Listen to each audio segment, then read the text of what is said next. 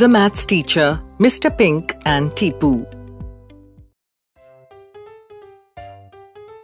Tipu had gone to the open space near the shimul tree just behind the house. His eyes suddenly fell on the man standing under the tree. "Hello?" said the man, smiling. Tipu just stared at him. He had never seen anyone like him. So short, no beard or mustache, yet he was not a child. No child has such a deep voice. His skin was smooth, his complexion the color of sandalwood tinged with pink. In fact, Tipu thought of him as Mr. Pink. The man walked across to Tipu and said, "Do you have reason to be sad?" He said, "Why no, I don't think so." "But you are supposed to be sad. That is what the calculations showed." "What kind of sadness?"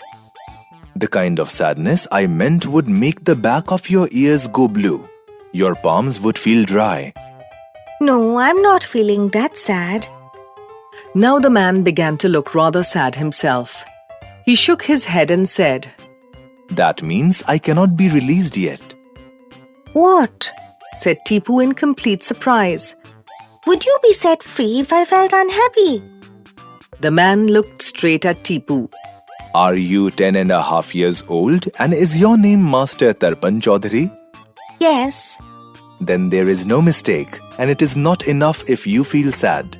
The cause of sadness must be removed. Only then can I think of release. "What release are you talking about? You appear to be walking about freely." This is not my land. I have been exiled here. Now don't ask too many questions.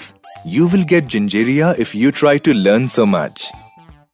God knows what kind of an ailment it was. But who did this man remind Tipu of? Rumpelstiltskin? Or was he one of Snow White's 7 dwarfs? Tipu was passionately fond of fairy tales. "Goodbye," said the man. "We shall meet again when you feel sad." The man jumped over a mulberry tree and vanished from sight. That had happened about 6 weeks ago. Tipu did not see the man again, but he needed him now for he was desperately unhappy. The reason for this was the new maths teacher in the school, Narahari Babu. Tipu did not like him from the very beginning. The disaster occurred 2 days later. During the lunch break, Tipu sat in the class reading a storybook. "What book is that, Tarpan? Let me see it." It was the new maths teacher. Tipu handed the book to him. Narahari Babu thumbed its pages for a minute. Then he exploded. "Kings, queens, princes and demons? Birds of pearl on a tree of diamonds? What a pack of nonsense! How do you suppose you will ever learn mathematics if you keep reading this idiotic stuff?" "But these are only stories, sir." Tipu stammered. Stories? Shouldn't stories make sense? Or is it enough simply to write what comes into one's head? You should read about great men, about explorers, about scientific inventions, the evolution of man, things that have to do with the real world. Tipu fell silent.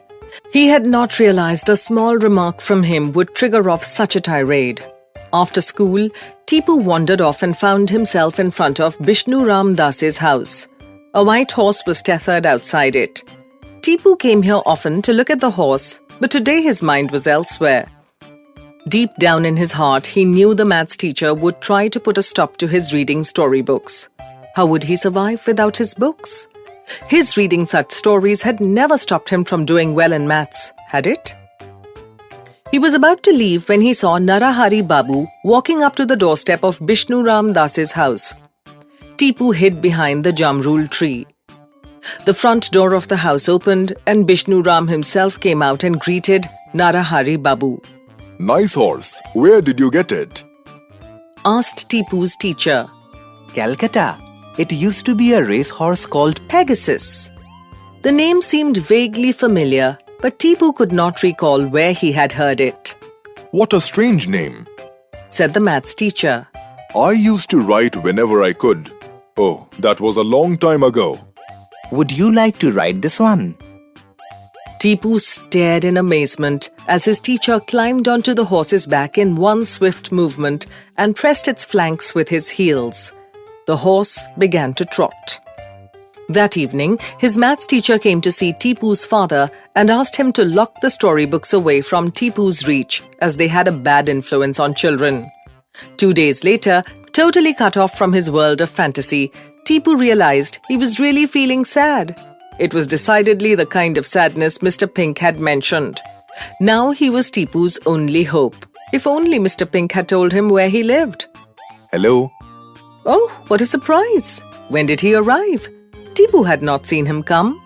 The back of your ears are blue. Your palms seem dry. I can tell you have reason to feel sad, said Mr. Pink. What happened? Tipu related his tale of woe. I shall have to think carefully, said Mr. Pink. Didn't I see Narahari Babu ride a horse yesterday in the field? Mr. Pink said, There will be a full moon tonight. If you wish to see what happens, then come to the field as the moon reaches the top of the palm tree. But make sure no one sees you. So saying, the man took another giant leap over the mulberry tree and disappeared. When the moon rose, Tipu went to the field. There, he hid behind a bush and waited. Soon afterwards, Tipu heard another noise. Clip-clop, clip-clop. Was it the horse? It was indeed the same horse with Narahari Babu on its back. Disaster struck at this precise moment. Tipu sneezed, shattering the stillness of the night. The horse stopped. Someone flashed a powerful torch on Tipu. Tarpan? The horse began to trot up to him, but suddenly it raised its forelegs high in the air and neighed loudly. What followed took Tipu's breath away. The horse took off from the ground, flapping 2 large wings that had grown from its sides. Tipu's teacher flung his arms around the horse's neck and hung as best as he could. Pegasus! It came back to Tipu in a flash. It was a Greek tale. Medusa was an ogress, every strand of whose hair was a venomous snake, the very sight of whom made men turn into stone. The valiant Perseus chopped off her head with his sword, and from her blood was born Pegasus, the winged horse. Go home, Tarpan. Mr. Pink was standing beside Tipu, his golden hair gleaming in the moonlight. Everything is all right.